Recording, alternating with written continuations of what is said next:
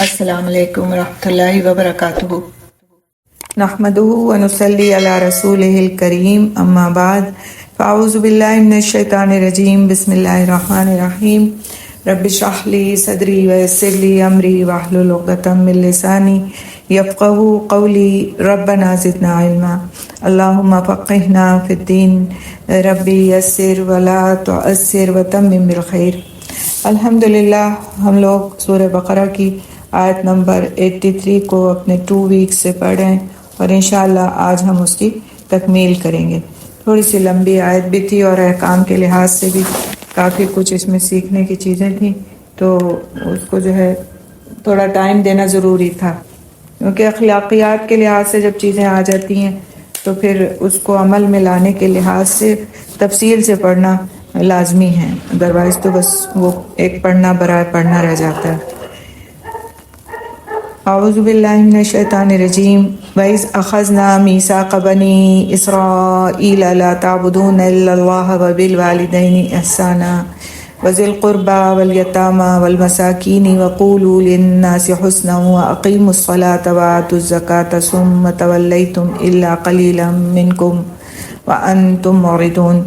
اور جب ہم نے بنی اسرائیل سے پختہ عہد لیا کہ اللہ کے سوا کسی کی عبادت نہ کرنا، اور ماں باپ، رشتہ داروں، یتیموں اور مسکینوں کے ساتھ حسن سلوک کرنا، اور لوگوں سے اچھی بات کہنا، اور نماز قائم کرنا اور زکوٰۃ ادا کرنا، تو تم میں سے تھوڑے لوگوں کے سوا تم سب اس عہد سے پھر گئے، اور تم ہو ہی اعراض کرنے والے، یعنی کہ منہ موڑ لینے والے۔ تو اس میں جو 8 باتوں کا عہد لیا گیا ہے، اس میں سے ہم نے 5 کو پڑھ لیا تھا، نہیں 4 پڑھ لیا تھا، اور 4 کو پڑھا تھا، 5واں آج انشاءاللہ تعالی ہم پڑھیں گے۔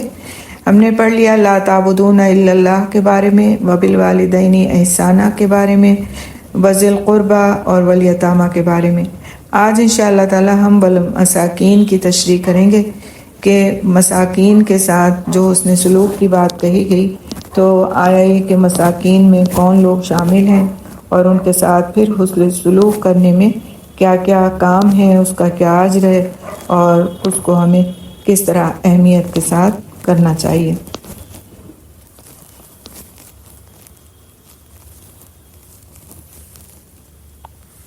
تو مساکین سے مراد وہ لوگ ہیں جن کے پاس اتنا مال نہ ہو کہ وہ اپنے آپ پر اور اپنے گھر والوں پر خرچ کر سکیں۔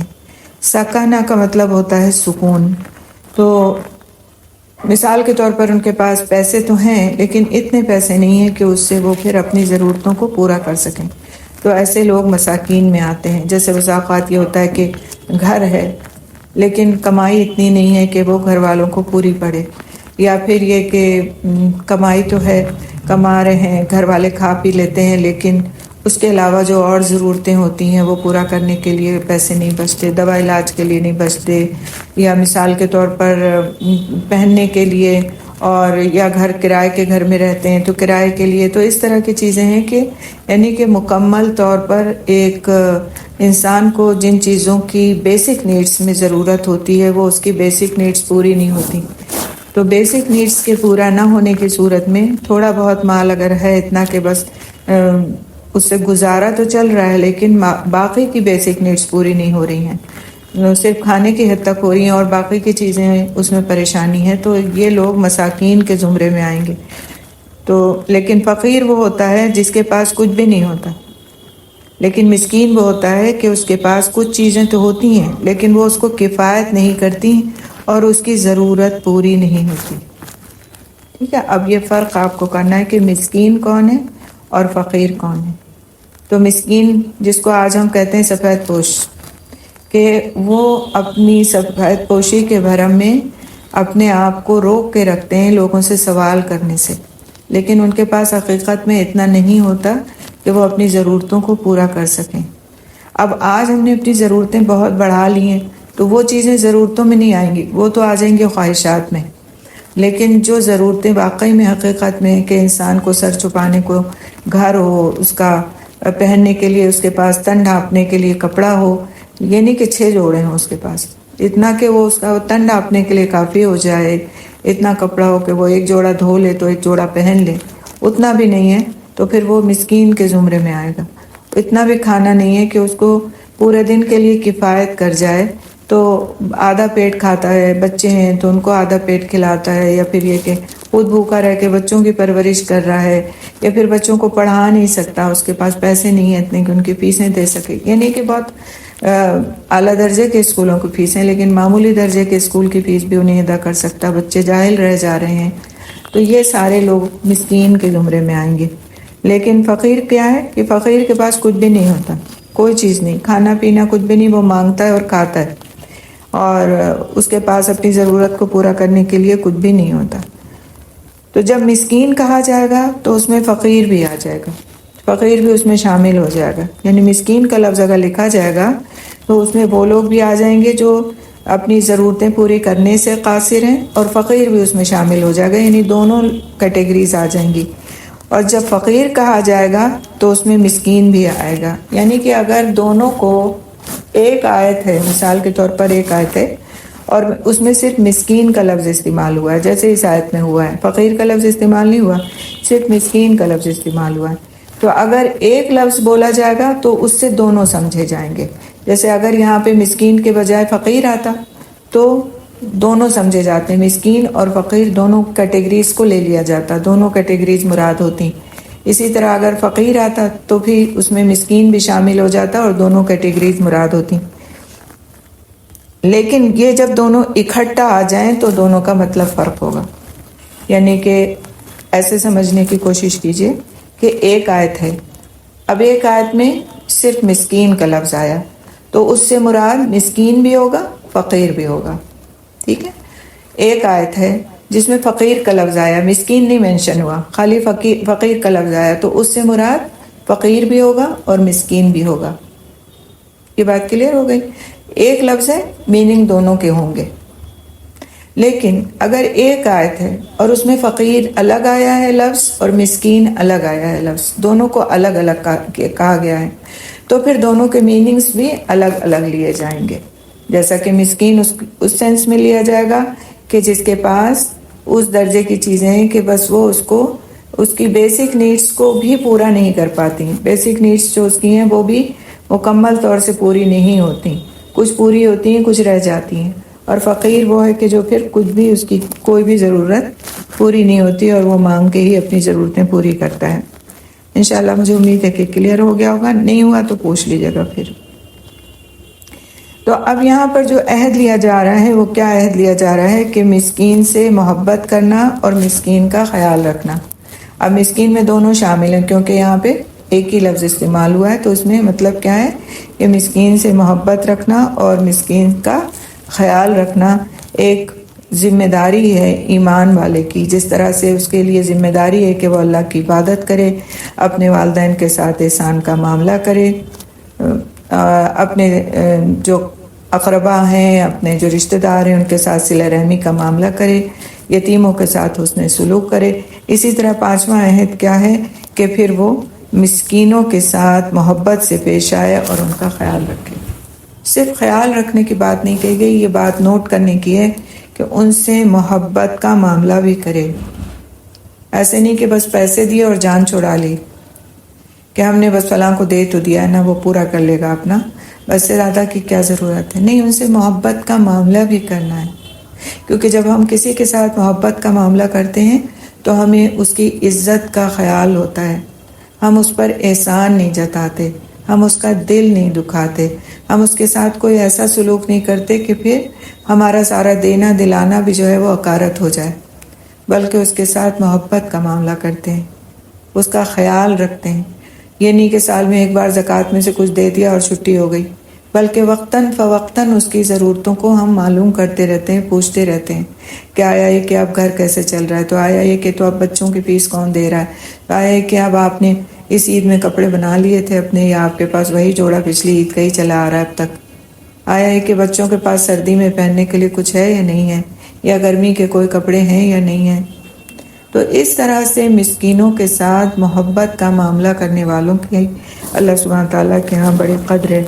نبی صلی اللہ علیہ وسلم نے فرمایا بیواؤں اور مسکینوں کے کام آنے والا. غور سے سنیے گا، بہت ہی خوبصورت اور بہت ایسی حدیث ہے کہ اگر واقعی انسان اس کو سمجھ لے تو وہ حقیقت میں مسکینوں سے محبت کرے۔ بیواؤں اور مسکینوں کے کام آنے والا اللہ کے راستے میں جہاد کرنے والے کے برابر ہے۔ کس کے برابر ہے؟ اللہ کے راستے میں جہاد کرنے والے کے برابر ہے، یا رات بھر عبادت اور دن کو روزے رکھنے والے کے برابر ہے۔ صحیح بخاری کی روایت ہے، صحیح بخاری کی حدیث ہے۔ تو رسول اکرم صلی اللہ علیہ وسلم دعا مانگا کرتے تھے، اللہم احیینی مسکینا و امیتنی مسکینا و احشرنی فی زمرۃ المساکین۔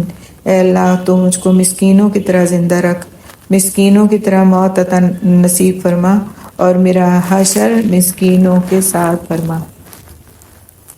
کیونکہ مساکین جو ہیں وہ اللہ سبحانہ تعالیٰ کے ہاں آخرت میں جو مال والے لوگ ہیں ان کے مقابلے میں 70 سال پہلے جنت میں داخل کیے جائیں گے۔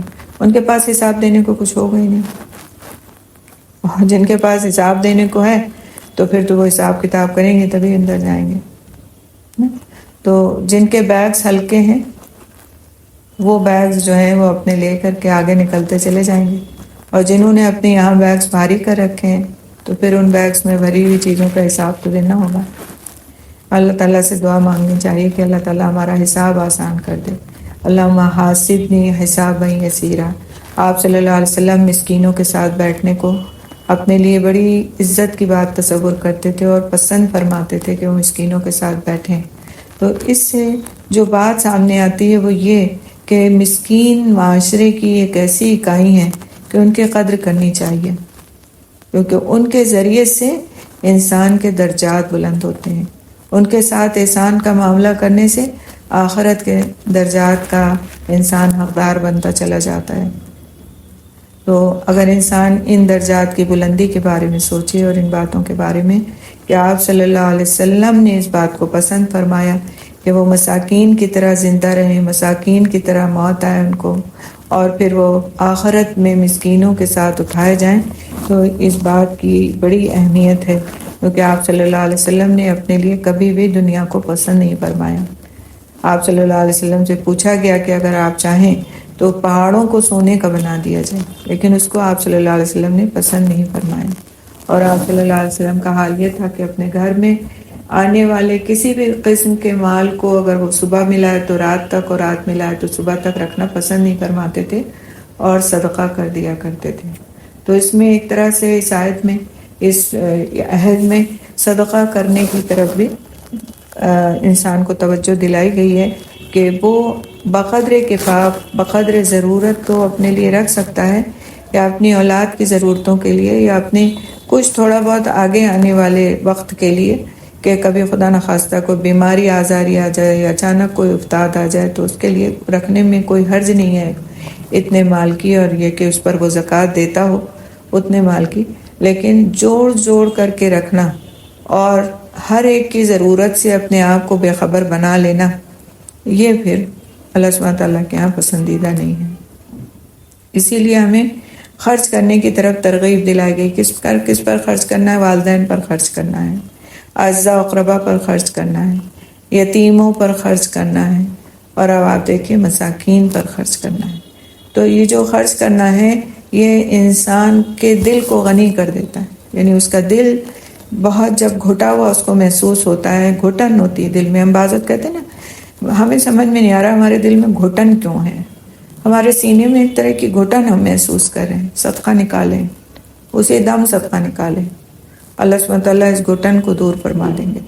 چاہے یہ نہیں کہ آپ وہ صدقہ جو ہے نا 50 روپے میں نکالیں یا 100 روپے نکالیں، آپ 5 روپے نکال دیں، کچھ نکال دیں، جتنا آپ کے اختیار میں ہو اتنا نکال دیں۔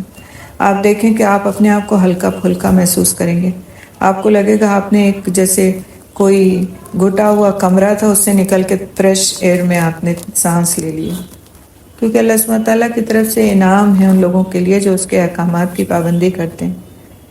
تو اس گھٹن کا علاج جو ہے وہ صدقہ ہے، اس گھٹن کا علاج مسکینوں سے محبت ہے، کیونکہ جب انسان کسی مسکین سے محبت کرتا ہے تو اس کو قدر آتی ہے ان نعمتوں کی جو اللہ نے اس کو دے رکھی ہیں، پھر وہ شکر ادا کرتا ہے، اور جب بندہ شکر ادا کرتا ہے تو اللہ سبحانہ تعالیٰ کے قریب ہو جاتا ہے. وہ اللہ سبحانہ تعالیٰ کی حمد بیان کرتا ہے کہ اللہ تو نے مجھ کو اتنا نوازا اپنے اس بندے کے مقابلے میں، اور میں کتنا خوش نصیب ہوں. اور اس طرح وہ اپنے رب کا شکر ادا کرتا ہے، اور اللہ سبحانہ تعالیٰ شکر ادا کرنے والوں کو مزید عطا فرماتے ہیں. تو ہمیں کوشش کرنا چاہیے کہ جو بھی ہمارے محلے میں، پڑوس میں، رشتہ داروں میں کوئی بھی لوگ اس زمرے میں آتے ہیں جو مساکین ہیں، تو ان کے ساتھ نہ صرف ان پر اپنا مال خرچ کریں بلکہ ان کو اپنا وقت دیں، ان کو اپنی صلاحیتوں سے فائدہ پہنچائیں، اور پھر یہ کہ ان کا خیال رکھیں. اپنے دل میں ان کے لیے محبت کے جذبات رکھیں، نہ کہ حقارت کے جذبات رکھیں. کہہ رہے ٹھیک ہے تو ہیں ایسے، ان کو تو ہر وقت کی ضرورتیں لگی رہتی ہیں اور ہم کہاں تک پورا کریں ان کا. نہیں، آپ سے جو ہو سکے محبت کے ساتھ، خیال کے ساتھ، پیار کے ساتھ کہ یہ وہ لوگ ہیں جو مجبور ہیں، بے کس ہیں. اللہ نے آج مجھے دینے والا ہاتھ بنایا ہے تو میں بڑھ کر کے ان کے لیے کچھ کر دوں. کبھی جائیں ان کے لیے بیٹھ کر صرف ان کی خیریت پوچھ کر کے آ جائیں، کبھی ان کے لیے کوئی موسم کا پھل لے کے چلے جائیں، کبھی ان کے لیے کچھ گھر سے پکا کے لے کے چلے جائیں، کبھی جا کے صرف ان کو اپنا تھوڑا سا ان کی پوچھ لیں دوا علاج کے بارے میں کہ آپ کو ضرورت تو نہیں ہے، آپ کو کسی سواری کی ضرورت ہے، آپ کو ڈاکٹر کے پاس جانا ہے تو میں آپ کو لے چلتی ہوں. یہ چھوٹی چھوٹی سی خدمتیں جن کو ہم چھوٹا چھوٹا سمجھتے ہیں نا، چھوٹے چھوٹے سے اسٹیپس، یہ اللہ سبحانہ تعالیٰ کی نظر میں بہت بڑی بڑی نیکیاں ہیں. آپ دیکھیں کیا کہا گیا، بیواؤں اور مسکینوں کی خدمت کرنے والا جہاد کرنے والے کے برابر ہے.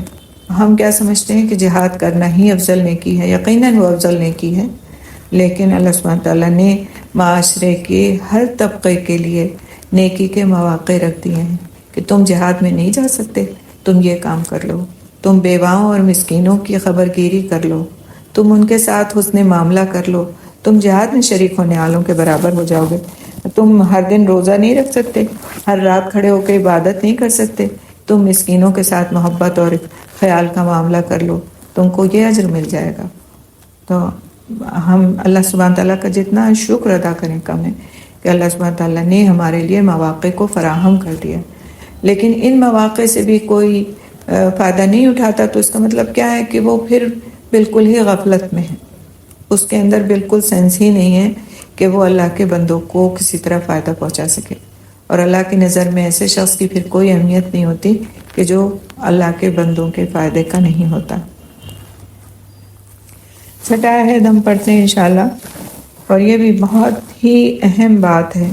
کیا بات ہے؟ وَقُولُوا لِلنَّاسِ حُسْنًا، وَقُولُوا لِلنَّاسِ حُسْنًا، یعنی لوگوں سے اچھی بات کہو، اچھے انداز میں بات کرو. تو اچھی بات میں اس کی حیت بھی شامل ہے اور اس کا معنی بھی شامل ہے. حیت سے مراد یہ ہے کہ وہ لطیف اور نرم بات ہو، اس میں سختی اور شدت نہ ہو. ایک تو بات میں کیا کوالٹی ہونا چاہیے کہ وہ لطیف اور نرم بات ہو اور اس میں سختی اور شدت نہ ہو. دوسری بات کیا ہے کہ معنی کے لحاظ سے اچھی بات وہ ہوتی ہے جو بھلائی پر مبنی ہو، کیونکہ ہر اچھی بات خیر ہوتی ہے اور ہر خیر والا قول اچھا ہوتا ہے. تو اچھی بات میں دو چیزیں شامل ہیں کہ بات کو اچھے طریقے سے کیا جائے، احسن طریقے سے کیا جائے، اور دوسرے یہ کہ اپنے آپ میں وہ بات اچھی بھی ہو. بعض وقت ہم لوگوں کو اچھائی کا حکم دیتے ہیں، نیکی کا حکم دیتے ہیں، لیکن ہمارا لہجہ اتنا درست ہوتا ہے، اتنا سخت ہوتا ہے کہ سننے والا بددل ہو جاتا ہے اور وہ یہ سوچتا ہے کہ نہیں کرنا مجھ کو یہ کام، جس کام کا حکم مجھے اتنی سختی سے دیا جا رہا ہے مجھے وہ کام نہیں کرنا، میں کیوں سنوں اس طرح کی سخت بات. یہ معاملہ ہم اپنے بچوں کے ساتھ بہت کرتے ہیں نا. نماز پڑھنے کے لیے ہم جب ان سے کہتے ہیں تو شاذ و نادر مائیں ہیں جو پیار محبت سے کہتی ہیں کہ بیٹا اٹھو نماز پڑھ لو، نماز کا وقت ہو گیا ہے، آپ کو نماز پڑھنی چاہیے، اٹھ جائیے. وہ 2 بار نہیں، 3 بار نہیں، 4 بار پیار سے محبت سے اٹھاتی ہیں. آخر کو بچہ مجبور ہو جاتا ہے اٹھنے کے لیے. اور ایک یہ لہجہ ہوتا ہے کہ اٹھتے کیوں نہیں ہو، دیکھو وقت نکلا چلا جا رہا ہے، نماز قضا ہو جائے گی، روز کا میرا یہی کام رہ گیا تم کو نماز کے لیے اٹھانا، آخر کتنے بڑے ہونے کے بعد بھی میں تمہیں نماز کے لیے اٹھاتی ہوں، کب تک اسی طرح چلتا رہے گا. تو دے تو رہے نیکی کا حکم، لیکن لہجہ ہمارا انتہائی سخت ہے، درست ہے، جو دوسرے کو بددل کرنے کے لیے کافی ہے. تو بہت زیادہ اس معاملے میں احتیاط کی ضرورت ہے کہ جب ہم اچھائی کا حکم دیں تو ہمارے لہجے بھی اچھے ہوں، ہمارا انداز بھی ایسا ہو کہ بات کو آسانی اور سہولت کے لیے ساتھ قبول کرنے پر اگلا مجبور ہو جائے۔ ہمارے جاننے میں ایک خاتون تھیں، تو وہ ان کا بیٹا ماشاءاللہ یونیورسٹی گوئنگ لڑکا تھا، تو اس کو نماز کے لیے صبح جگاتی تھی۔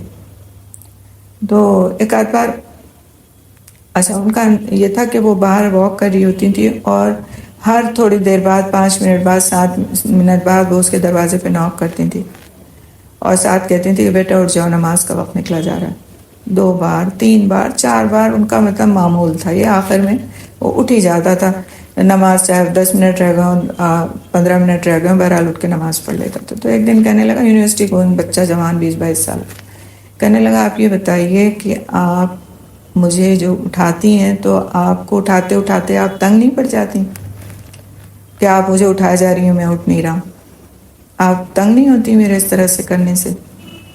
تو انہوں نے کہا کہ بیٹا مجھے جو ہے نا ایک خیال آتا ہے کہ جیسے تمہارا جو روم ہے اس کے باہر آگ جل رہی ہے، اور اگر تم اس روم سے نہیں نکلے تو یہ آگ تمہارے روم کے اندر داخل ہو جائے گی اور تمہیں ختم کر دے گی، اور پھر میں تمہارا دروازہ ناک کر دیتی ہوں، اور پھر مجھے یہ خیال آتا ہو پھر میں تمہارا دروازہ ناک کر دیتی ہوں، تو میرے اندر کوئی بددلی نہیں آتی، میرے اندر یہی خیال ہوتا ہے کہ میں اپنے بچے کو اس آگ سے بچا لوں۔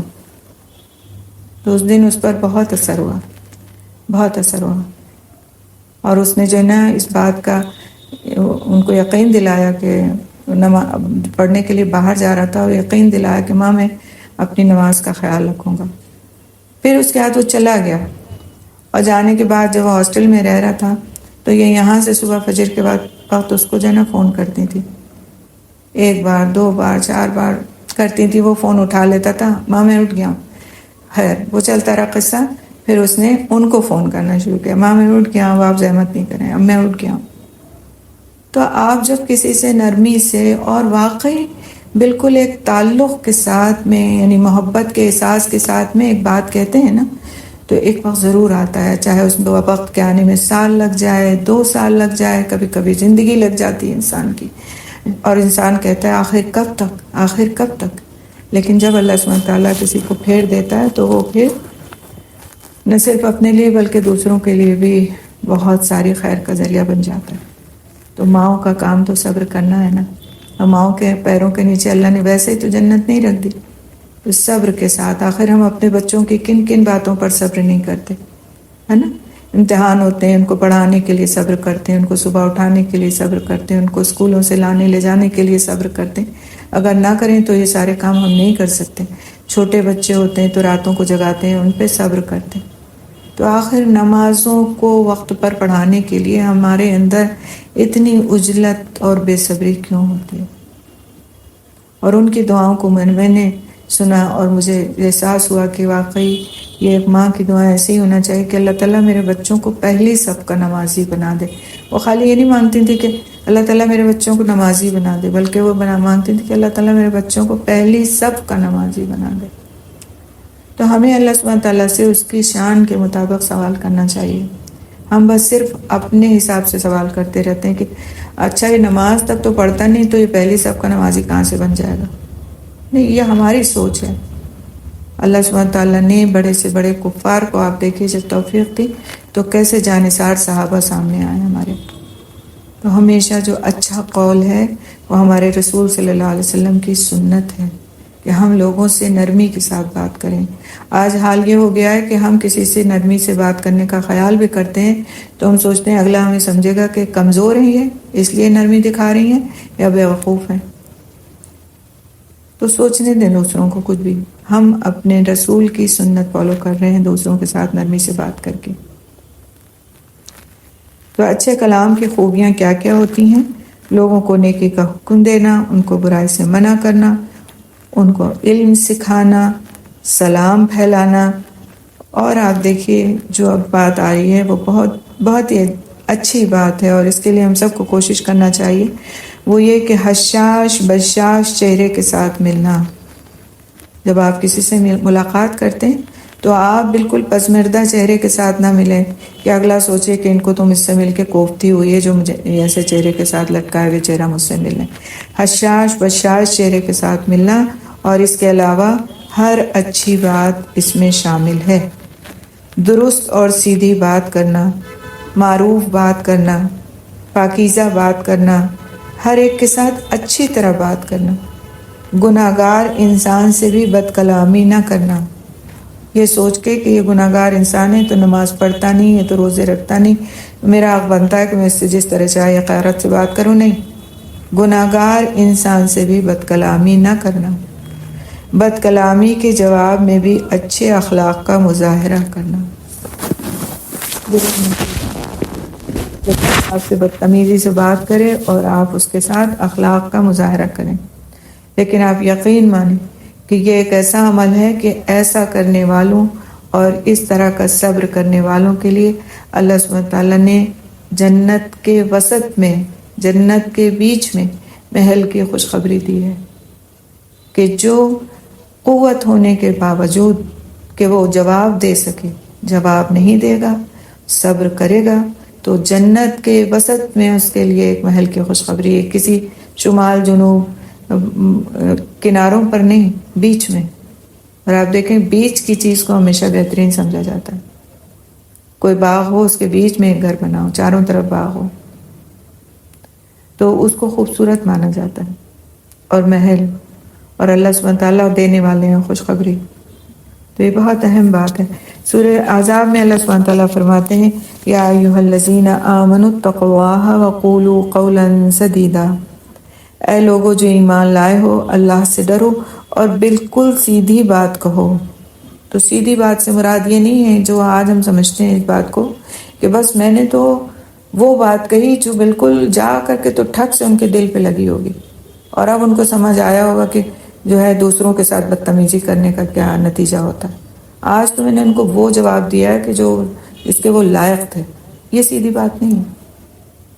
سیدھی بات یہ ہے جو خوبصورتی سے کہی جائے، نرمی سے کہی جائے اور حق پر مبنی ہو، جھوٹ پر مبنی سیدھی بات نہیں۔ بات صحیح ہو، سچی ہو، لیکن اس کے کہنے کا انداز اچھا ہو۔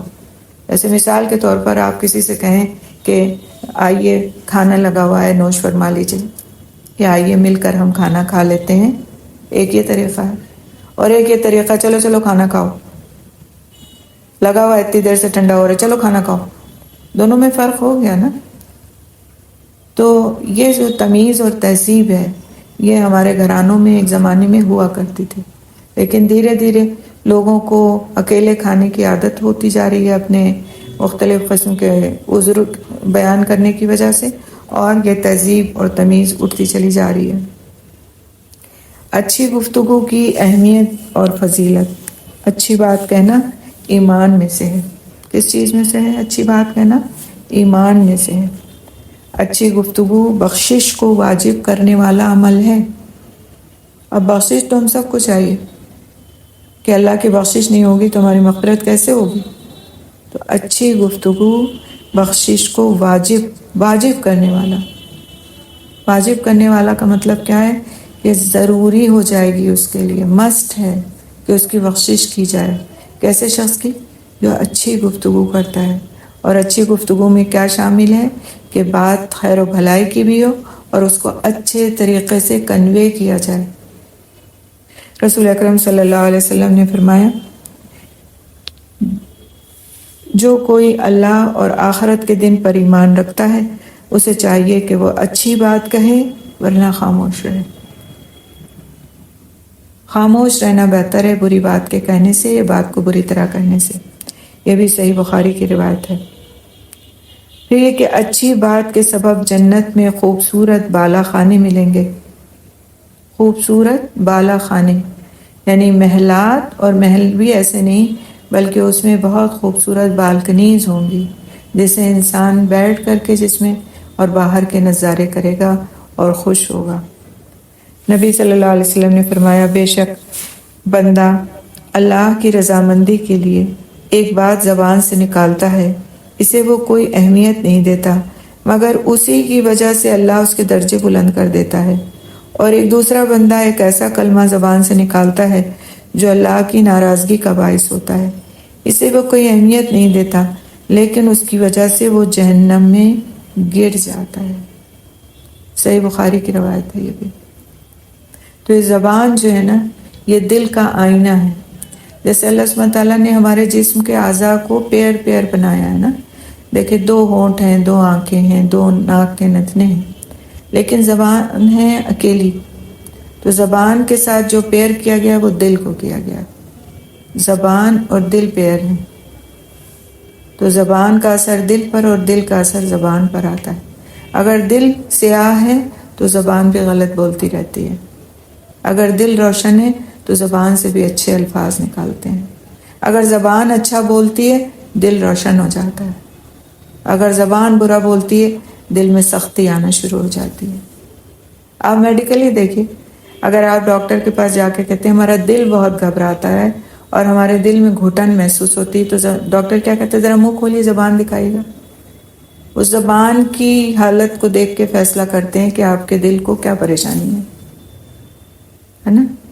تو زبان اور دل ایک دوسرے کا آئینہ ہے، ایک دوسرے کا آئینہ ہے ایک طرح سے، ایک کا اثر دوسرے کے اوپر بھی پڑ رہا ہوتا ہے۔ تو ہمیشہ اگر ہم دل کی روشنی چاہتے ہیں، دل کی نرمی چاہتے ہیں، دل کی صفائی ستھرائی چاہتے ہیں، قلب سلیم کی ہم کو تمنا ہے، تو ہمیں اچھی بات زبان سے نکالنا ہے۔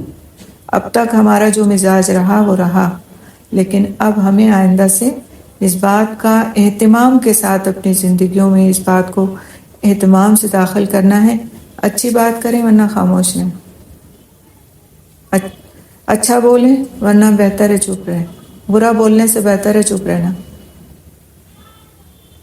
ہوتا ہے نا، اکثر لوگ خاموش رہتے ہیں تو دوسرے لوگ کہتے ہیں بہت مغرور ہیں، یہ بات ہی نہیں کرتے، یہ تو ہم کو کچھ سمجھتے ہی نہیں جو یہ ہم سے کوئی بات کریں۔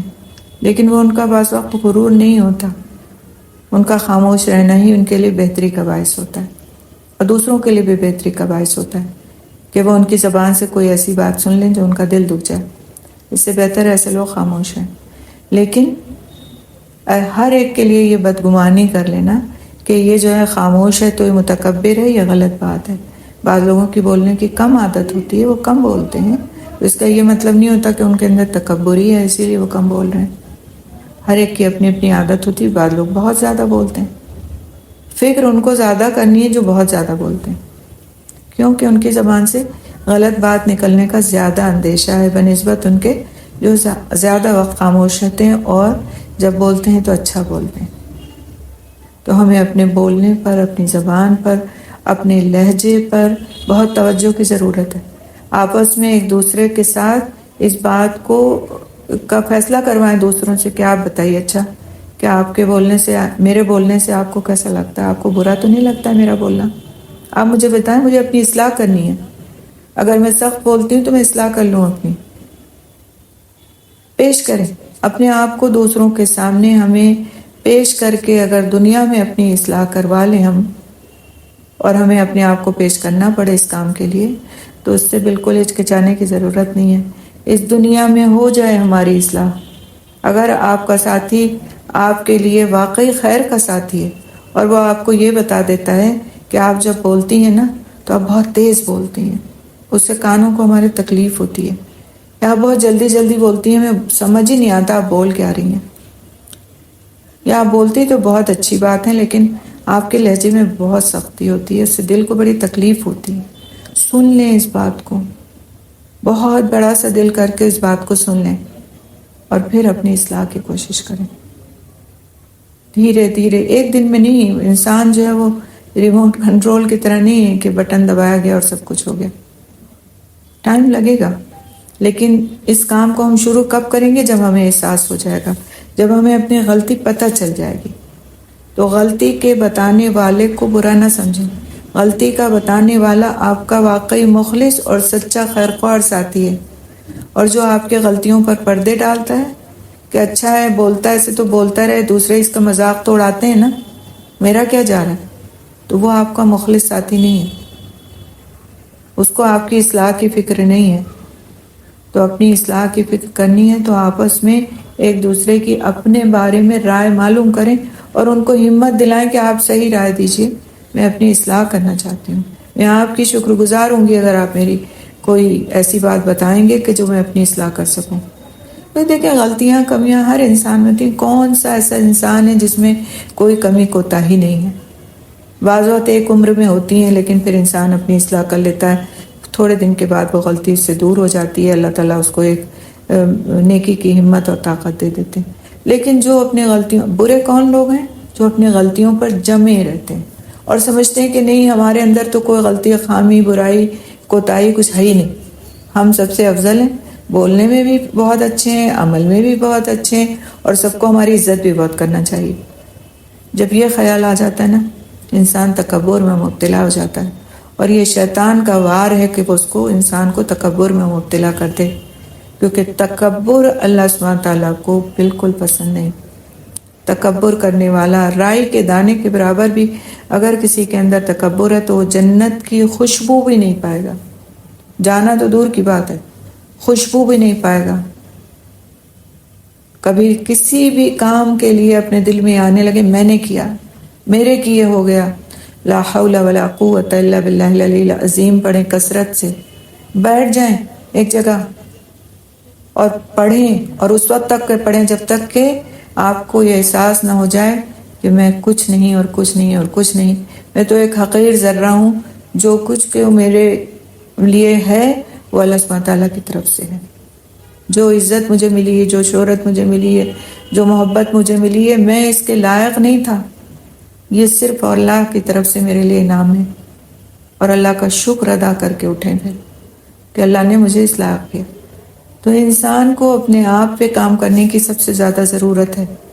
ہم دوسروں کی اصلاح کی فکر کرتے ہیں، اپنے آپ کو بھول جاتے ہیں۔ پہلے تو اپنی اصلاح کی فکر کرنے کی ضرورت ہے۔ ہمیں دوسروں کی برائیاں نظر ہی نہیں آئیں اگر ہم اپنی برائیوں پہ نظر کر لیں، تو اپنی برائیوں پر نظر کرنے اور اصلاح کرنے کی فکر بہت ضروری ہے، جو ہمیں اس آیت کی روشنی میں انشاءاللہ کرنا چاہیے۔ 7واں عہد ہم دیکھتے ہیں انشاءاللہ تعالی۔ 7واں عہد ہے وَأَقِیمُوا الصَّلَاةَ، اور یہ عہد قرآن حکیم میں اس حکم کا بار بار اعادہ کیا گیا، یعنی دہرایا گیا اس حکم کو، وَأَقِیمُوا الصَّلَاةَ۔ وَأَقِیمُوا الصَّلَاةَ میں آتی کیا کیا چیزیں ہیں؟ نماز کو قائم کرنے میں، نماز کو صحیح طور پر ادا کریں کہ اس میں کوئی کمی نہ رہ جائے، نماز کو اس کی شرائط، ارکان اور واجبات کے ساتھ ادا کریں۔ کامل نماز وہ ہے جس میں مستحبات کو بھی ادا کیا جائے، یعنی کہ ہم صرف یہ سوچ کے کہ بس یہ فرض ہے، رکن ہے، اس کو تو ہم ادا کر لیں، سنتیں ہم چھوڑ دیں، مستحبات ہم چھوڑ دیں، واجبات ہم چھوڑ دیں۔ ابھی جب ہم نے ورک شاپ کی تھی اس میں ہم نے الگ الگ ان چیزوں کو پڑھا تھا، تو پھر وہ نماز کامل نماز نہیں ہوگی۔ نماز کے اوقات کا خیال رکھنا ضروری ہے۔ یہاں پر میں نے دیکھا لکھنؤ میں جب سے آئی ہوں کہ بسا اوقات مسجدوں میں نماز بہت دیر سے ہوتی ہے، جیسے عصر کی نماز 5 سوا 5 بجے ہوتی ہے، جبکہ عصر کا وقت داخل ہو جاتا ہے آلموسٹ 4:30 بجے آئے تھے، اسی طرح سے۔ تو نماز مسجدوں میں جو ہوتی ہے وہ تقریباً آدھے گھنٹے پون گھنٹے کے بعد ہوتی ہے۔ تو نماز کو اول وقت میں پڑھنا، کیونکہ ہم خواتین ہیں، ہم گھروں میں ہوتے ہیں، لہٰذا مرد تو جماعت سے پڑھیں گے جب جائیں گے مسجد، لیکن عورتوں کے لیے ضروری ہے کہ وہ نماز کے اوقات کا خیال رکھیں، اور جس وقت بھی اذان ہونے کا وقت ہے، نماز کا وقت ہے آپ کی مسجد میں، تو پھر اس سے مزید تاخیر نہ کریں، ٹھیک ہے؟ اگر 4:30 بجے جیسے مثال کے طور پہ کہہ رہے ہیں وقت داخل ہو جاتا ہے اور آپ کی مسجد میں اذان 5 بجے ہوتی ہے، تو اب آپ 5 بجے نماز پڑھ ہی لیں، پہلے سے وضو کر کے بیٹھیں، اور اس وقت پہ آپ جس وقت مسجد میں اذان ہو، وہاں کی اقامت ہو، آپ گھر میں نماز پڑھ لیں، کیونکہ پھر آپ اس سے زیادہ تاخیر کریں گی، پھر اور کاموں میں لگ جائیں گی، تو میری نماز کا وقت بہت دور ہو جائے گا آپ سے، اور پھر آخر وقت ہو جائے گا نماز کا۔ اور نماز کو قائم کرنے میں یہ بات شامل ہے کہ ان کے اوقات کا خیال رکھا جائے، کہ نماز کو اس کے وقت پر پڑھا جائے۔ نماز کا کچھ بھی حصہ ضائع نہ کریں، کچھ بھی حصہ ضائع نہ کریں، یعنی اس کو پوری یعنی کہ کپڑے بھی ساتر ہوں، جیسے ہم نے پڑھا تھا، قبلہ رخ بھی ہوں، اور ہر طرح سے ہمیں اپنی پاکی صفائی کا بھی خیال ہو، اسی طرح سے ہم کو ان تمام ارکان اور واجبات کا بھی علم ہو جو ہم کو نماز میں ادا کرنا ہے، تو پھر ہم اپنی نماز مکمل طور سے پڑھ سکتے ہیں کوئی چیز ضائع نہیں کرنے کیے بغیر۔ نماز کے رکوع اور سجود کا خیال رکھیں۔ رکوع اور سجود دونوں اہم چیزیں ہیں۔ کوشش کریں کہ رکوع کی دعائیں یاد کر لیں، سجود کی دعائیں یاد کر لیں، تاکہ ہم اپنے رکوع میں، اپنے سجدوں میں صرف مسنون تسبیحات نہ پڑھیں بلکہ دعائیں بھی ساتھ پڑھیں، اور تاکہ ہمارا رکوع لمبا ہو، ہمارے سجود لمبے ہوں اور اس میں ہمارا کنسنٹریشن ہو۔ جب ایک بار آدمی سبحان ربی الاعلیٰ سبحان ربی الاعلیٰ سبحان ربی الاعلیٰ ایک سانس میں 3 دفعہ کہہ کے اٹھ جاتا ہے تو کیا اس کا رکوع تو ہو گیا؟ سنت کے مطابق آپ نے 3 کلمات بھی اس میں 3 بار تسبیح بھی کر لی، لیکن اس میں کوئی خشوع و خضوع تو نہ ہوا نا، بس ایک اجلت ہوئی، اجلت کی کیفیت ہوئی۔ اور نماز میں خشوع اور خضوع لازمی جز ہے، تو اس خشوع و خضوع کے لیے ضروری ہے کہ ہم کوئی نہ کوئی دعا، رکوع اور سجدے کی دعائیں یاد کریں۔ جب تک یاد نہیں ہوتی، جب تک کوئی بھی دعا، جیسے چھوٹی سی کوئی دعا ہے، اللہم یا مقلب القلوب ثبت قلبی علی دینک، اس طرح اللہم یا مصرف القلوب صرف قلبی علی طاعتک، کوئی بھی چھوٹی سے چھوٹی دعا، اللہم وفقنا لما تحب و ترضی، ماشاءاللہ کافی دعائیں آپ کو بھیجی جاتی ہیں، آپ یاد بھی کرتے ہیں۔ قرآنی دعاؤں کے علاوہ جو مسنون دعائیں ہیں ان کو ہم سجدوں میں پڑھ سکتے ہیں، اور ہمیں کوئی نہ کوئی دعا چھوٹی سی بھی پڑھ لینی چاہیے جب ہم تسبیحات کر لیں۔ اس کے بعد تسبیحات میں بھی اضافہ کر سکتے ہیں، 3 کے بجائے 5 بار، 7 بار، 11 بار، 9 بار، اس طرح سے طاق عدد میں تسبیحات کو بھی زیادہ بار کیا جا سکتا ہے تاکہ رکوع مکمل طور سے اور اچھی طریقے سے ہو سکے۔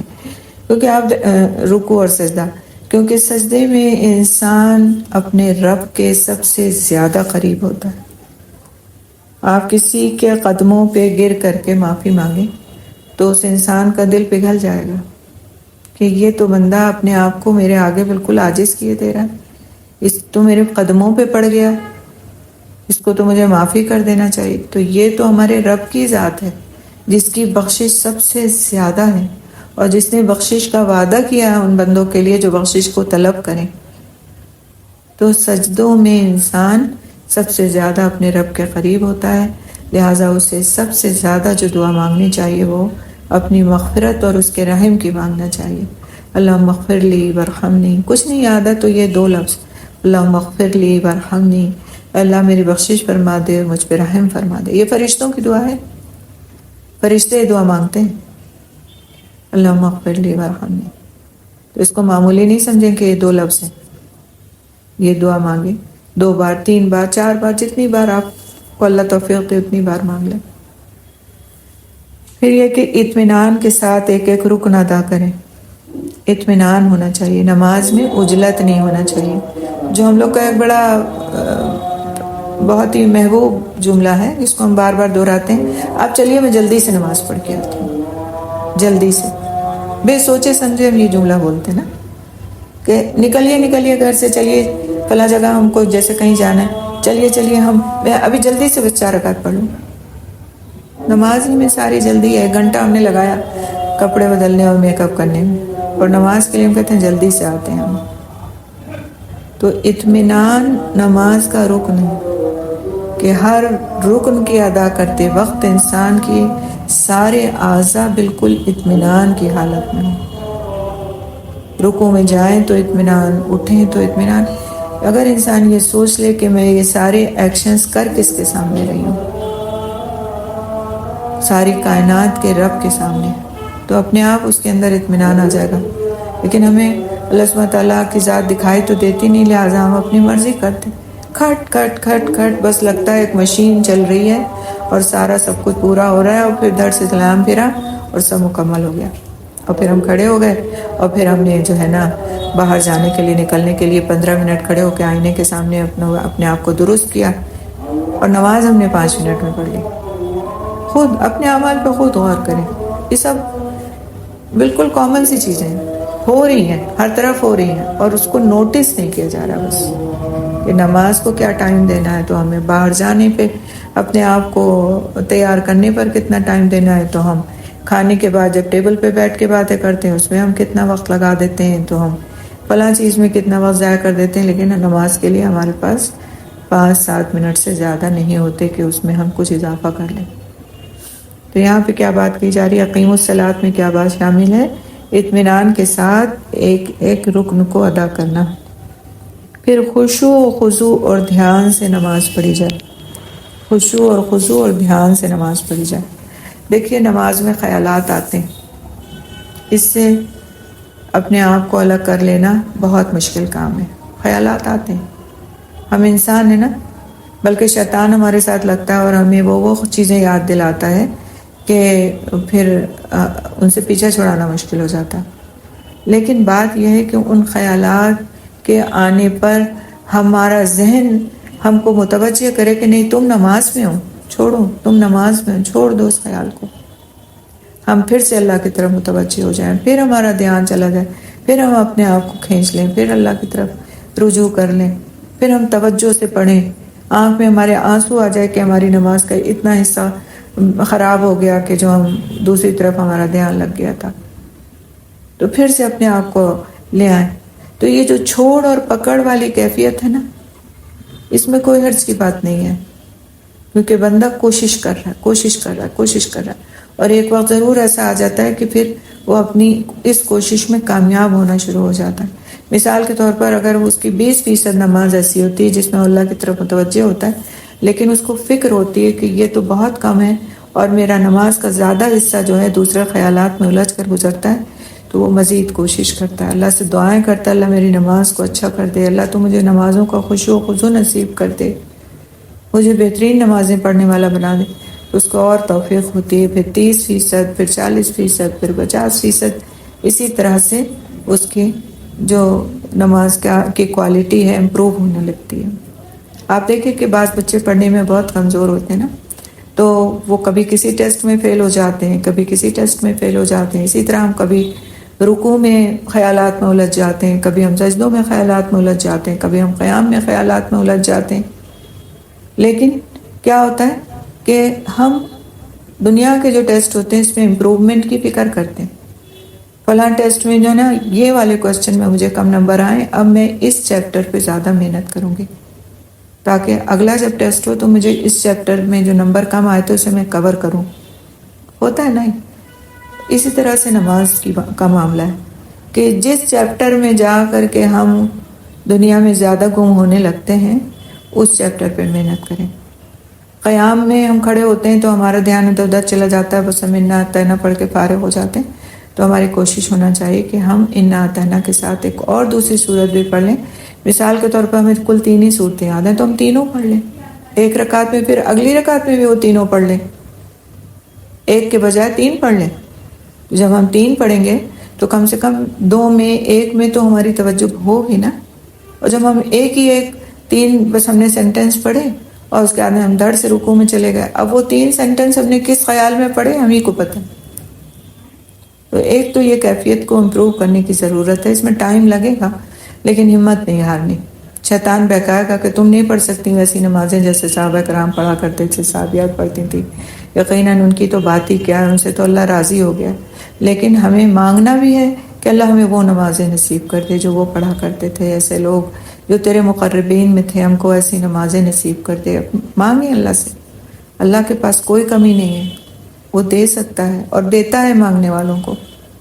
اور پھر ساتھ ہی کوشش بھی کریں کہ نماز دیکھیے نماز کو اگر ہم وقت ہونے سے پہلے صرف چاہے 5 منٹ پہلے ہم وضو کر لیتے ہیں اور آ کے تو ہم اپنی جانماز بچھا کے اس پہ بیٹھ جاتے ہیں، اور چاہے ہم ایک ہی کوئی تسبیح سبحان اللہ بحمدہ کی پڑھ سکیں، استغفر اللہ کی پڑھ سکیں، 10 ہی بار پڑھ سکیں تو وہ ہم پڑھ لیتے ہیں بیٹھ کے۔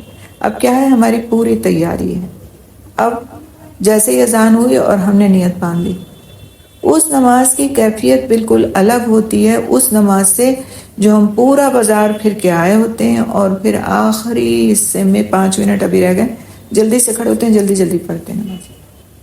آپ نوٹس کریں اس نماز اور اس نماز میں کہیں فرق ہوگا۔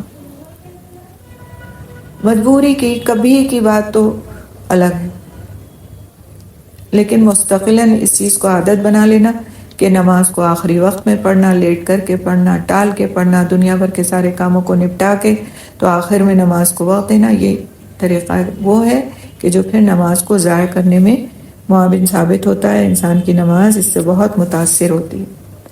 مثال کے طور پر آپ بیٹھے کوئی سیریل دیکھ رہے تھے، کچھ دیکھ رہے تھے ایسا کہ جو آپ کو بڑا پسند ہے. اب آپ جب نماز پڑھنے کھڑے ہوتے ہیں تو کیا آپ کا نماز میں دل لگے گا؟ آپ کے سامنے وہی اسکرین چل رہی ہوگی، وہی ڈائلاگس چل رہے ہوں گے، وہی سارے کردار چلتے پھرتے آپ کو نظر آ رہے ہوں گے. ہماری ایک جاننے والی تھیں خاتون، تو وہ کہتی تھی کہ بھائی مجھے تو سیریل دیکھنے کی بہت عادت ہے، اور رمضان میں تو بھائی مغرب کی نماز پڑھی پھر میرے ایک سیریل کا ٹائم ہو جاتا ہے، تو میں اپنا سیریل دیکھتی ہوں، پھر اتنے میں پتہ چلتا ہے عشاء کا ٹائم ہو گیا، تو میں اٹھتی ہوں، پھر عشاء پڑھتی ہوں، تراویح پڑھتی ہوں، پھر میرے وہ فلانا اگلے سیریل کا ٹائم ہو جاتا ہے، پھر میں وہ دیکھتی ہوں. تو میں تو بھائی اس طرح سے اپنی دین دنیا دونوں کو برابر رکھتی ہوں. تو یہ دین دنیا برابر نہیں، اپنی نماز آپ نوٹس کر لیں کہ آپ دنیا کے کسی ایسے کام میں لگ کے آئے ہیں جو آپ کو بہت پسند تھا، اور پھر آپ نماز کے لیے کھڑے ہوئے، آپ کو نماز کی وہ لذت نہیں حاصل ہو سکتی، کیونکہ آپ کا دھیان ادھر ہی ہے، آپ کے سامنے وہ سب کچھ چل رہا ہے. لیکن ہم دنیا میں رہنے والے انسان ہیں، تو دنیا کی باتیں، خیالات ہمارے دل کے اندر آنا ایک لازمی سی، ایک فطری سی چیز ہے. اس سے پریشان نہیں ہونا کہ ایسا ہوتا ہے تو نمازیں ہی مجھے چھوڑ دینی چاہیے، وسوسے آتے ہیں تو میں نماز ہی نہ پڑھوں، میری نماز تو ہوگی نہیں. چھوڑ اور پکڑ کا نام ہے نماز. آئے خیال، آئے وسوسہ، ہم جھٹک دیں اسے، اور اگلے ہی لمحے ہم پھر اللہ کی طرف اپنے آپ کو رجوع کر لیں. پھر شیطان بہکاتا ہے، پھر دھیان آ جاتا ہے، پھر اللہ کی طرف رجوع کر لیں اپنے آپ کو. تو یہ جو کیفیت ہوتی ہے، پھر اس کی انشاءاللہ تعالی اللہ کے یہاں پکڑ نہیں ہوگی، کہ ہم اپنے آپ کو لاتے رہتے ہیں، ہم کھو نہیں جاتے اس کے اندر. ہاں اگر ہم کھو گئے ہیں بالکل، کہ شروع جب ہم نے تکبیر تحریمہ کہی تھی تو ہمیں پتا تھا کہ ہم نے نماز پڑھنے ہم کھڑے ہوئے، اور اب ہم سلام پھیر رہے ہیں تو ہمیں پتہ چلا کہ اب ہم جو ہے نماز ختم کر رہے ہیں.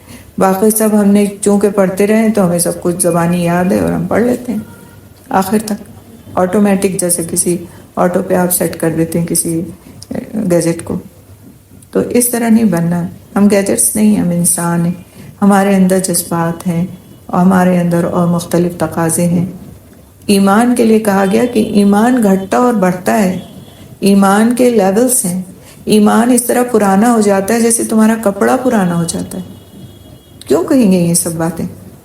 اس کی تجدید کی فکر کرو، اس کو نیا کرنے کی فکر کرو. تو اس کو نیا کرنے کی فکر ہم کیسے کریں گے؟ کہ ہم اپنے اعمال میں ان چیزوں کو داخل کریں گے جس سے ہمارا ایمان نیا ہو جائے. کپڑا پرانا ہو جاتا ہے تو انسان کیا کرتا ہے؟ اس کو مزید احتیاط سے دھوتا ہے، مزید احتیاط سے آئرن کرتا ہے، سنبھال کے اس کو رکھتا ہے. اگر وہ آپ کی پسند کا کپڑا اور آپ کو ڈسکارڈ نہیں کرنا اس کو، تو آپ اس کے لیے سارے اہتمام کرتے ہیں کہ یہ بچا رہے، خراب نہ ہو، پریزرو رہے، یہ میری فلاں، یہ میری ماں کی نشانی ہے، یہ میرے فلاں محبوب ہستی کی نشانی ہے، لہٰذا یہ خراب نہ ہونے پائے. کوششیں کرتے رہتے ہیں نا. تو اسی طرح جب ایمان ہمارا پرانا ہونے لگتا ہے، یعنی کہ اس پر دنیا کی چاہتوں کی گرد جمنے لگتی ہے، تو ہمیں اس کو نیا کرنے کی فکر کرنا چاہیے، اور پھر ہمیں اپنے اندر کو چینج کرنا پڑے گا. اس کے لیے جو ہماری چیزیں معمول اور عادت بن چکی ہیں ان کو پھر ہمیں سدھارنے کی ضرورت ہوگی انشاءاللہ باذن اللہ. آخری اور 8واں عہد آج ہم اس سورہ کا انشاءاللہ پڑھیں گے اور یہ سورہ مکمل کریں گے کہ وَآتُوا الزَّکَاۃَ، یعنی زکوٰۃ کو ادا کرو. تو زکوٰۃ کو ادا کرنا کیا ہے کہ زکوٰۃ کو پراپر نکالا جائے، جو کچھ آپ کے پاس ہے اس کا حساب کتاب کر کے اس کو زکوٰۃ کو نکالا جائے، اور پھر اس کو اس کے حقداروں کو دیا جائے. یہ نہیں کہ آپ کھڑے ہوئے مٹھی بھر آپ نے پیسے ہیں آپ کے پاس، آپ کو اس وقت یہ دینا ہے کسی کو، آپ گئے ہو کسی کو بھی آپ نے پکڑا دی، ہو گئی آپ کی زکوٰۃ ادا. زکوٰۃ کے لیے نیت کا ہونا بھی ضروری ہے کہ آپ کی جو پیسہ آپ نکال رہے ہیں وہ زکوٰۃ کی مد میں نکال رہے ہیں، تو آپ کی نیت ہو کہ یہ زکوٰۃ کی مد میں. ورنہ آپ نے کوئی بھی پیسہ نکالا اور اس کے بعد یہ نیت کی کہ یہ میں نے زکوٰۃ دے دی، تو وہ زکوٰۃ میں شامل نہیں ہوگا، وہ آپ کا صدقہ ہوگا. ٹھیک ہے؟ تو زکوٰۃ کے لیے نیت کرنا بھی ضروری ہے، اور اس کو اس کے حقداروں کو دینا بھی ضروری ہے. جو زکوٰۃ کے حقداروں کو اللہ سبحانہ تعالیٰ نے قرآن میں طے فرما دیا کہ 8 اس کے جو حقدار ہیں قرآن میں اس کا تذکرہ ہے. سورت کا نام اس وقت بھول رہا ہے، اب یاد آ گیا تو آپ کو بتا دوں گی انشاءاللہ. تو ان لوگوں کو ہی زکوٰۃ دینا ہے. اور اس کے علاوہ پھر زکوٰۃ اگر کسی کو دی گئی تو زکوٰۃ قبول نہیں ہوگی. تو نماز کے بعد زکوٰۃ کا درجہ ہے، اور یہ وہ حصہ ہے جو اللہ نے زکوٰۃ والے مالوں میں حقدار کے لیے واجب کیا ہے. زکوٰۃ ادا کرنا اللہ کی رحمت کا ذریعہ ہے. زکوٰۃ ادا کرنا اللہ کی رحمت کا ذریعہ ہے، اور رحمت تو ہم سب کو چاہیے. مال کا شر اور وبال دور کرنے کا ذریعہ ہے. خوش دلی سے زکوٰۃ دینے والے کے لیے جنت کا وعدہ ہے. وہی بات آئی کہ ہم دل کی خوشی سے دیں. یتیم کو دے رہے ہیں، مسکین کو دے رہے ہیں، فقیر کو دے رہے ہیں، رشتہ داروں میں سے ایسوں کو دے رہے ہیں جو زکوٰۃ کے مستحقین ہیں، ان کو دے رہے ہیں. دل کی خوشی، دل کی خوشی سے جب چیز دی جاتی ہے نا تو دل کھل جاتا ہے جب اس چیز کو انسان اپنے سے الگ کرتا ہے. ورنہ اور کیا ہوتا ہے، دل بھیج جاتا ہے بالکل کہ ارے ہمارے پاس سے تو اتنا مال نکل گیا. تو خوش دلی سے زکوٰۃ دینے والے کے لیے جنت کا وعدہ ہے. جس زیور کی زکوٰۃ ادا نہ کی وہ آگ میں لے جانے کا باعث ہے. زکوٰۃ نہ دینے والوں کے لیے گنجا سانپ قیامت کے دن مسلط ہوگا. اللہ محفظنا، اللہ محفظنا، اللہ محفظنا. تو زکوٰۃ کا اہتمام اگر نہیں کیا گیا، بعض عورتیں سمجھتی ہیں کہ زکوٰۃ دینا ان کے شوہروں کا فرض ہے، ان کے مال کی زکوٰۃ دینا ان کے شوہروں کا فرض ہے اس لیے کہ ان کی کوئی آمدنی نہیں. آمدنی کا نہ ہونا جواز نہیں ہے. اگر کسی عورت کا شوہر اس کے لیے اس کے زیور کی زکوٰۃ دیتا ہے تو وہ اس پر احسان کرتا ہے، احسان کرتا ہے، اس پر فرض نہیں ہے اس کی زکوٰۃ دینا. مال آپ کا ہے، زکوٰۃ آپ کو دینی ہے. کیا آپ اپنے شوہر کو اپنا زیور دے دیں گی اگر وہ مانگے گا؟ نہیں دیں گی نا، کہیں گی میرا زیور ہے. تو جب میرا زیور ہے تو پھر زکوٰۃ بھی آپ کو دینی ہے. آپ کے ہمارے پاس پیسے نہیں تو اپنے زیور میں سے کچھ بیچیے اور زکوٰۃ ادا کیجیے. کچھ نہ کچھ نکال لیا آپ، اتنا کہ آپ 2.5% کے بقدر نکال دیں اور اس کے بعد اس سے زکوٰۃ ادا کر دیں. پھر اگلی بات کیا ہے کہ ثم تولیتم الا قلیلا منکم وانتم معرضون. تو تولی کا مطلب ہے کسی چیز کو پس پش ڈال دینا، اور یہ اعراض سے بھی زیادہ سنگین ہے. یعنی کسی چیز کو پیٹھ پیچھے ڈال دینا، اس کی فکر نہیں کرنا. پیچھے ڈالنے کا مطلب یہ ہے کہ کسی چیز کی بالکل فکر نہیں کرنا، اس سے لاپرواہ ہو جانا. اور اعراض جو ہے وہ کبھی دل سے ہوتا ہے، کبھی جسم سے ہوتا ہے، لیکن اس میں انسان پیٹھ پھیر کر نہیں جاتا، پیٹھ پھیر کر نہیں جاتا. ثم تولیتم سے کیا مطلب ہے؟ عملی اور قلبی دونوں طور پر پس پش ڈال دینا. ثم تولیتم یعنی تم نے نہ عمل کیا اس کے اوپر اور نہ تم نے دل سے اس چیز کو ایکسیپٹ کیا. جتنے تم سے عہد لیے گئے تھے نہ تم نے اس کو عمل میں تم لائے اور نہ تم نے کیا کیا کہ اس کو دل سے ہی قبول کیا. تو پھر کیا ہوا؟ مگر یہ کہ اس سے مراد بنی اسرائیل الا قلیلا منکم، اس سے مراد بنی اسرائیل کے وہ تھوڑے سے لوگ ہیں جو رسول صلی اللہ علیہ وسلم کی بعثت سے پہلے یعنی نبی بنا جانے سے پہلے اس عہد پر قائم رہے یا آپ کے تشریف لانے کے بعد آپ پر ایمان لے آئے. باقی سب نے اس عہد و پیمان کو پس پشت پھینک دیا، بالکل اس پر عمل کرنے کو، بالکل ان باتوں کو عمل کرنے کے لائق نہیں سمجھا. تو اس آیت سے جو فائدے حاصل ہوتے ہیں وہ یہ ہیں کہ یہ آیت حقیقت میں 3 ارکان پر مشتمل ہے.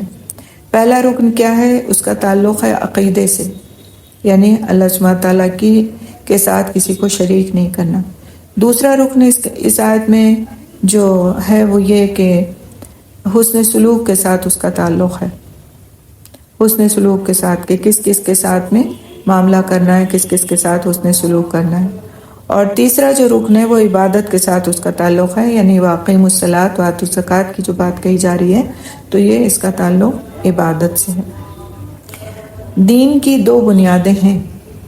پہلی بنیاد کیا ہے؟ اللہ کی تعظیم کرنا، اور دوسری بنیاد کیا ہے؟ اللہ کی مخلوق کے ساتھ حسن سلوک کرنا. یعنی ہمارا جو دین ہے وہ 2 چیزوں پر مشتمل ہے، ایک ہے عبادات اور دوسرے ہیں معاملات. اگر کوئی عبادات کی تو فکر کرتا ہے اور معاملات پر توجہ نہیں کرتا تو اس کی بھی بہت بڑی پکڑ ہے. یعنی کوئی شخص ہے وہ نمازیں تو 5 وقت کی پڑھتا ہے لیکن زبان درازی کرتا ہے، بے ادبی کرتا ہے، بڑوں کے ساتھ بدتمیزی کرتا ہے، نہ یتیم کو اس کا حق دیتا، نہ والدین کو ان کا حق دیتا، کچھ بھی نہیں کرتا ہے، معاملات سے بالکل بے پرواہ. تو اس کی نمازیں پڑھنا بھی اس کے لیے ہدایت کا سبب نہیں بن سکتی، اس کا دین مکمل نہیں۔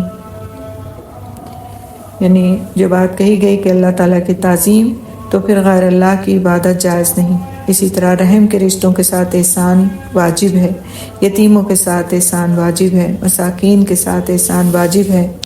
اور آخر میں اللہ سبحانہ تعالیٰ فرماتے ہیں ثم تولیتم الا قلیلا منکم وانتم معرضون، یعنی تم ہو ہی اعراض کرنے والے، تم نے جو یہ معاملہ کیا ہے ان سارے احکام کو نہ ماننے کا، ان سارے عہدوں کو توڑنے کا، تو تمہاری یہ عادت ثانیہ ہے، تم ایسا کرتے ہی رہے ہو۔ پہلے بھی تم نے وعدہ خلافیاں کی، تو آج جو تم وعدہ خلافی کر رہے ہو بنی اسرائیل، یہ تمہاری سرشت ہے، یہ تمہاری عادت ہے۔